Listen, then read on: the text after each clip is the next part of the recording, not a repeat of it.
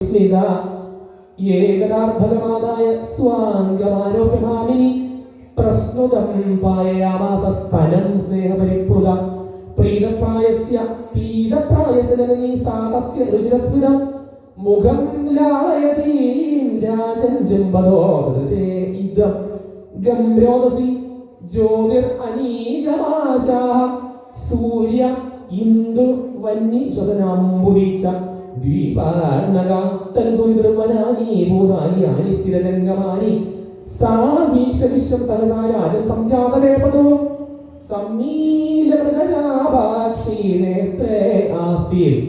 സുവിസ്മിതാഃ ശ്രീകൃഷ്ണാർപ്പണമസ്തു ഇതി ശ്രീമദ്ഭാഗവതേ മഹാപുരാണേ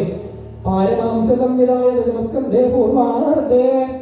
തൃണാവർത്തമോക്ഷോ നാമ സപ്തമോധ്യായ സർവത്ര ഗോവിന്ദ നാമ സങ്കീർത്തനം ഗോവിന്ദ ഗോവിന്ദ. അടുത്ത 2 അധ്യായങ്ങളിലായിട്ട് ഭഗവാനും ബലരാമനും ഗർഗ മഹർഷി നാമകരണം ചെയ്യുന്ന, അതായത് കുട്ടികൾക്ക് നമ്മൾ പേരിടാറില്ലേ, പേരിടൽ ചടങ്ങ് നടത്തുന്ന രംഗങ്ങളാണ് അടുത്ത 2 അധ്യായത്തിൽ വർണ്ണിക്കുന്നത്.